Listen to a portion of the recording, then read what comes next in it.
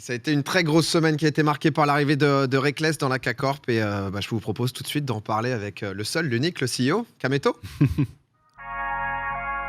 C'est que la win, que la win, que la win, que la win, c'est que la win. Hey, c'est que la win, que la win, que la win. Il est là normalement avec nous, le CEO préféré des Français, Kamel. Oh là là, tu fais plaisir. Comment tu vas après cette soirée de fou, frérot? Bah, ça va, hein. Je sais même pas si c'est encore réel ou pas. Je crois que je suis encore sous hypnose. Ah, tu m'étonnes.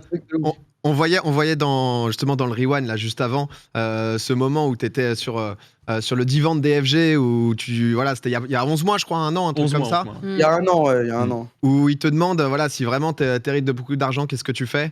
Toi tu réponds j'achète Reckless, ça y est, c'est réel maintenant. Ah, c'est un truc de ouf, hein. J'ai pas hérité d'argent, mais j'ai acheté Reckless quand même. Alors, pour ceux, si jamais qui suivent pas trop l'e-sport, pas trop LoL, petit récap, juste Reckless, donc du coup, Martin Larsson, de son vrai nom, c'est un Suédois, il a 25 ans. Niveau palmarès, c'est quand même assez garni. Finaliste des Worlds en 2018 avec Fnatic, pour lequel il a continué, il a joué durant plus de 6 ans. Ensuite, il a été transféré chez G2 eSport dans la saison 2020-2021. Il a été champion et MVP de la saison printemps 2021. Il jouait donc là-bas en LEC, c'est le championnat européen. Et là, Kamel, toi, tu viens de le récupérer et de le ramener en LFL, le championnat français. Il a fait top 8 World aussi en 2020. C'est le boss. Si tu devais le comparer genre à un joueur de foot, tu dirais que t'as ramené qui là? Ah, un petit Neymar. Ouais, je pense Neymar. C'est Neymar qui vient au PSG. Sauf que le PSG ne peut même pas jouer la Ligue des Champions, donc c'est encore plus fou, tu vois. Ah ouais. C'est un truc de fou, genre c'est un truc de fou. Mais en fait, moi, ce qui... Ah, je vais peut-être spoiler l'interview, j'attends un peu. T'es chez toi, frérot, y a pas de souci, t'inquiète. Hein. Y a aucun. Non, mais ouais, dis-nous. Ouais, ou Zlatan au PSG ou quelque chose comme ça. Mais ça, Reckless, c'est un joueur qui va jouer les championnats du monde tous les ans. C'est l'un des meilleurs, voire le meilleur joueur d'Europe. Et là, cette saison, il va pas la jouer, tu vois. Ouais. C'est un truc de fou. C'est vraiment un truc de fou. Faut que les gens se rendent compte. C'est comme si Messi ne pouvait pas jouer à la Ligue des Champions. Ouais, c'est ça, c'est vraiment c'est un sacrifice qu'il a fait pour pouvoir vous rejoindre, être avec vous, parce que pour l'instant, il se prive de quelque chose ça a toujours été, justement, dans toutes les vidéos, etc., annoncé que lui, il veut être champion du monde, c'est son objectif ultime, et ça a l'air d'être parti pour être champion du monde avec la K-Corp. Mais on va poser des questions, parce que, justement, le mercato, là, il a été super agité. On avait compris que Reckless, il était bloqué donc du coup dans son contrat avec G2. Au slot, donc du coup le boss des G2 avait annoncé que c'était 1,5 million d'euros le buyout, donc pour pouvoir le sortir. Frérot, il s'est passé quoi? Comment t'as fait? C'est quoi cette histoire? Dis-nous-en un peu plus, quoi. J'ai plus un rond, voilà. Non, mais il y avait pas mal de négociations autour de ça. Normalement, on l'a acheté un peu moins cher quand même, parce qu'à 1,5 million, c'était dur. Mais en fait, c'est qu'en Europe, cette saison, il y a eu tellement de... Comment dire, les équipes ne voulaient pas se vendre entre elles leurs joueurs. Et du coup, plein de joueurs sont partis aux États-Unis. Les équipes se sont renouvelées avec des jeunes joueurs. Et Reckless, la légende, personne ne l'a pris en fait. Que ce soit aux États-Unis ou en Europe, personne ne pouvait ou ne voulait payer son buyout, son ticket de sortie. Et du coup, il était cloîtré chez G2. Et s'il ne rejoignait pas la K-Corp, il allait potentiellement ne pas jouer cette saison. Mais est-ce que c'était quelque chose qui était prévu là depuis plusieurs semaines, depuis plusieurs mois? Parce que c'est vrai que sur Twitter, on a eu l'impression qu'il y a eu un revirement de situation, limite dans la soirée d'hier. Il y avait des rumeurs comme quoi vous étiez aussi sur un autre ADC, pépite Jack Spectra, mais que finalement, revirement de situation. Il y a eu un truc hier soir qui a tout déclenché? Hier, on aurait grave dit une émission de Mercato de où fou. tout est enregistré, etc. Mais genre vraiment, avant le c'est fait, c'était pas fait encore. Ah ouais. Parce qu'il hésitait encore, il y avait encore des petits doutes, etc. Et genre, ça s'est joué hier, toute la journée, toute la soirée. On a fait que de parler à son agent, parler à G2, parler à Reckless, etc. Et ça s'est vraiment joué à la dernière seconde. Et au final, casser Reckless. On y revient. Mais du coup, moi, je me demandais, Kamel, en gros, tu dis, on discutait, même pendant hier soir, avant que vous disiez c'est fait, c'était pas encore fait et tout. Mais genre, du coup, vous discutiez, c'est qui discute, genre, chez la K-Corp? Genre, c'est qui parle? Alors, on a la moustache magique. Ok. Le côté. La moustache magique accompagnée de notre DS qui s'occupe de ça. Et moi, je suis avec eux, je les accompagne aussi la plupart du temps. Genre le premier call avec Reckless, on était tous les trois et il était là. Et il faut savoir que c'est lui qui est venu voir la K-Corp, attention. Oh, Ah ouais. Oh. En Il voyant. avait écrit ça dans le journal de l'équipe et Paul Arrivé n'a pas menti. Ok, d'accord. Ouais, en Il s'est voyant. renseigné pour savoir ce qui se passait chez nous, quoi. Ok, pour tâter un peu justement pour peut-être la solidité, parce que c'est vrai il y a des infos qui sont sorties de la part des journalistes. Il y a Bloop GG notamment qui avait mis un tweet disant potentiellement une piste sur le buy-out à 1 million, plus sur le salaire à 2 ans, disant donc du coup que le contrat ça serait sur 2 ans, ce qui laisse forcément à penser que, et on le sait que justement vous avez gagné les EUM, etc. Mon Kamel, tu signes pas Reckless juste pour regagner la LFL, ça signe Reckless pour aller un peu plus loin, mais c'est vrai pour construire un projet autour de lui, j'imagine ça a été ça aussi les discussions qui l'ont chauffé à venir chez vous. Ouais, c'est ça. Bah, à la base, hein, je vais pas te mentir, tu sais quoi, je te le donne en inside. Ils savaient même pas qu'on était forcément candidat à la LEC, tu vois. Ok. Reckless, il voulait juste jouer l'année prochaine, tu vois. Ouais. C'est un compétiteur et il a la dalle de jouer et sa vie se résume à League of Legends compétitive. Donc lui, il voulait vraiment juste jouer et c'est ce qui lui tenait à cœur. Et quand on lui a dit, bah, il était comme un ouf, tu vois. Et après, on a commencé à parler, on a continué de parler. Et ouais, l'objectif, hein, on le cache pas, hein, c'est d'aller en LEC le plus tôt possible l'année prochaine et de gagner les Worlds. Et lui aussi veut gagner les Worlds, donc Ouais, ça concorde, ça coupe, en fait. quoi. Ah bah, au final, pourquoi pas le faire ensemble, enfin, c'est-à-dire que ça. plutôt bien. Non mais Ouais, c'est. voilà. Non mais c'est vrai, c'est vraiment incroyable. Hein, le poste de la Carmine Corp a fait, je crois, plus de 100 000 faves, etc. Et c'est vrai que si on est un peu extérieur à League of Legends, c'est parfois difficile de s'imaginer à quel point c'est de la frappe parce que c'est vraiment une icône. En plus, Kamel, maintenant, tu as ton joueur. Je sais que tu gères tous les aspects d'être CEO, pardon.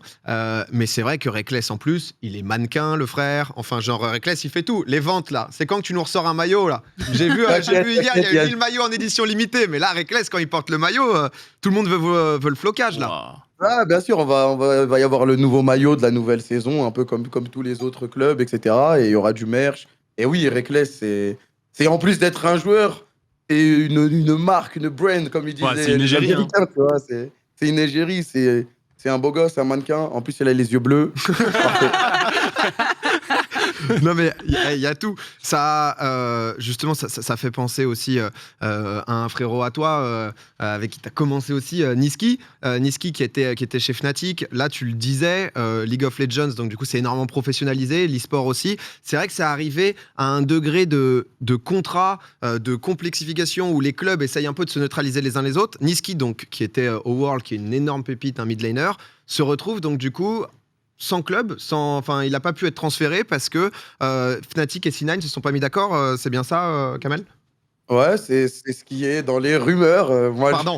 je suis proche de Niski, donc je pense savoir, mais les rumeurs disent bien évidemment ça. Ouais, il y a eu un petit problème en plus, c'était pas pour une grosse somme, etc. Le souci, j'ai l'impression que c'était plus une bataille d'ego de ce qui se dit dans les rumeurs.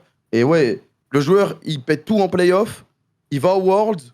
Bon, les Worlds de Fnatic, pour ceux qui ont suivi, il y a eu des problèmes internes, pas forcément liés à Niski qui a contre-perf ou quoi que ce soit. Et derrière, bah, il se retrouve sans rien, bloqué avec un contrat et il peut pas jouer. Ah, non, Et mais sachant qu'un an dans l'e-sport, bah, C'est un beaucoup, an hein. où C'est tu vois super pas, long. c'est dur. Et c'est ce qui explique aussi justement le pourquoi Reckless, du coup, il voulait à tout prix une option aussi, et l'option K-Corp a été clairement la meilleure. Je me pose une question par rapport à Reckless, parce que tu dis que c'est lui du coup qui est venu, mais pas en sachant trop exactement ce qu'allait se passer ou quoi.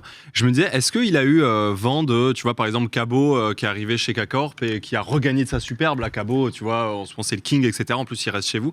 Est-ce qu'il y a eu vent de ça du côté de Reckless?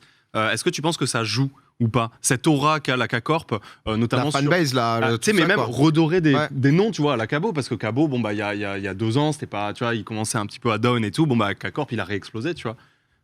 Donc, je me posais cette Ouais, question. bah, les joueurs se parlent beaucoup entre eux. Je crois que Cabo est parti lui parler aussi pour lui parler un peu de comment ça se passait. En général, quand un joueur va rejoindre une structure, il demande soit aux joueurs qui sont actuellement dans la structure ou soit à ceux qui sont partis de savoir comment ça se passe à l'intérieur, etc.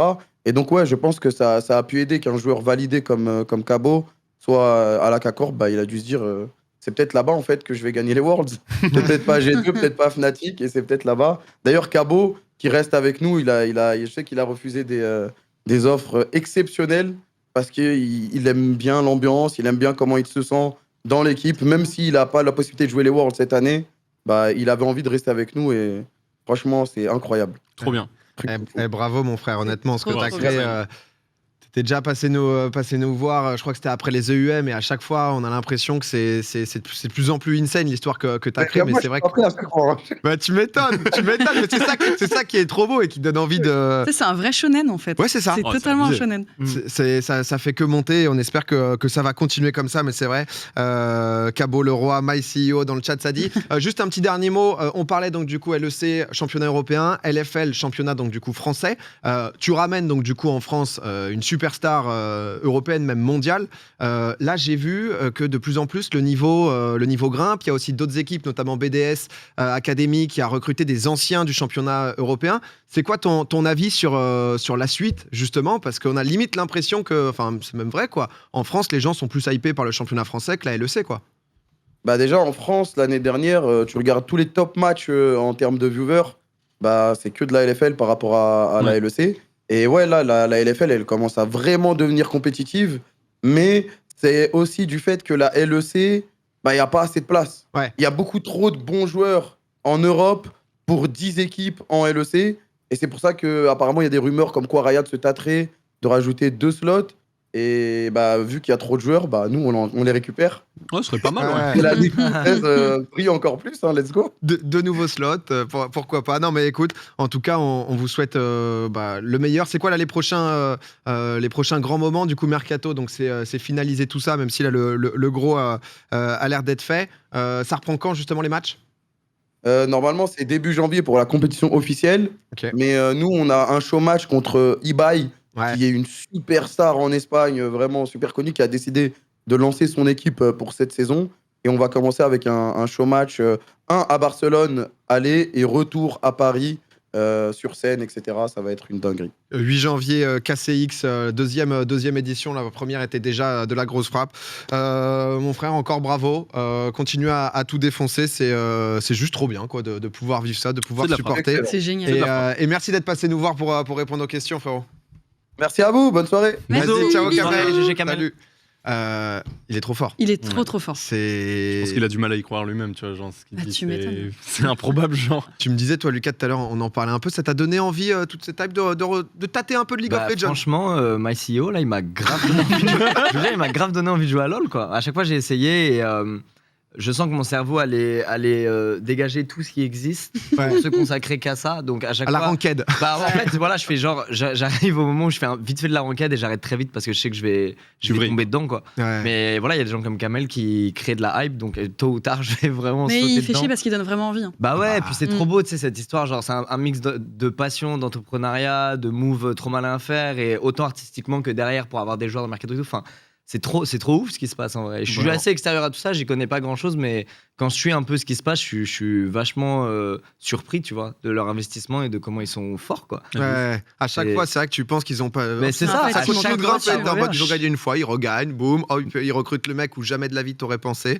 Cassé Squeezie, ça dit dans le chat. Ça, Mais non, ça- mais ça j'avais spam. suivi, tu vois, c'est intéressant, j'avais suivi même avec des potes qui jouent pas du tout à LoL, tu vois. Ouais. J'avais suivi un match il y a un moment quand ils ont gagné la finale. Ouais. Et EUM? Européenne? européenne, je sais plus, mec. Oui, sûrement, Je sais pas. quand En tout cas, a pété. Je sais que Ouais. c'est un jour ils ont win où c'était fou, tu vois l'ambiance. Ça, mec, il faut- Et moi et mes potes, on joue. Enfin, moi je joue très vite fait, mes potes jouent pas du tout. Et on a quand même regardé, on était quand même genre à fond dedans. Parce qu'ils transmettent une énergie, une passion qui est c'est extraordinaire, quoi. Ouais. Et je trouve ça trop bien, voilà. Et on rappelle quand même qu'aujourd'hui, c'est l'anniversaire, ils ont 1 an, la Carmine Corp. Donc, Non, mais t'imagines, ils ont Ils ont 1 an. qu'un pile. an. Ils ont que un an qu'un an. Ils ont Il y déjà avait eu- tout ça. Ouais, ouais. Il y avait eu une création What? de K-Corp au tout début, mais qui avait duré, je crois, 6 mois en Ligue 2. Mais là, depuis que Prime est là, qu'ils ont vraiment lancé le projet Carmine Corp, Il y a Rock, un an. ça fait 1 an. C'est des monstres.